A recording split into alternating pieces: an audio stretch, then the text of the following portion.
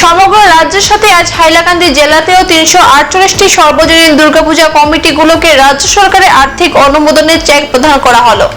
মঙ্গলবার হাইলাকান্দি জেলার সর্বজনীন দুর্গাপূজা কমিটিগুলোকে অসম সরকারের পক্ষ থেকে আর্থিক সাহায্যের চেক প্রদান করা হয়। এবার হাইলাকান্দি জেলার 348টি সর্বজনীন দুর্গাপূজা কমিটি সরকার প্রদত্ত 10,000 টাকার চেক পেয়েছে।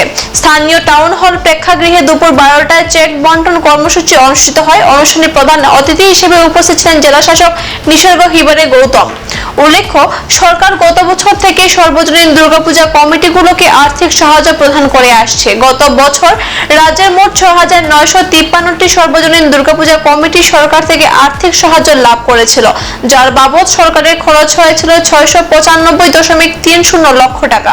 हैलाकांडी में 348 348 पूजा कमेटीज को अनुदान दिया है। 10,000 रुपए उनको दिए हैं और माननीय मुख्यमंत्री सर के निर्देश के द्वारा ये कल्चरल अफेयर्स डिपार्टमेंट के कोऑर्डिनेशन से हमने दिया है।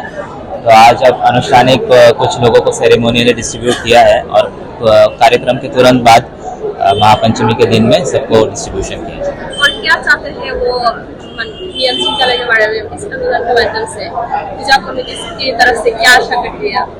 पूजा कमेटीज रिस्पॉन्सिबल सिटीजन्स है, मुझे पूरा भरोसा है कि वो अच्छे से करेंगे। बट मेरा आह्वान रहेगा कि क्लीनलीनेस, सिक्योरिटी, सेफ्टी और एक अच्छा एक प्लेजेंट एक्सपीरियंस भाविकों को आना चाहिए।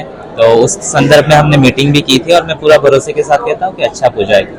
এখন খবর বিদায় নিচ্ছি। পরবর্তী সংবাদ পেতে আমাদের সাথে থাকুন। ধন্যবাদ।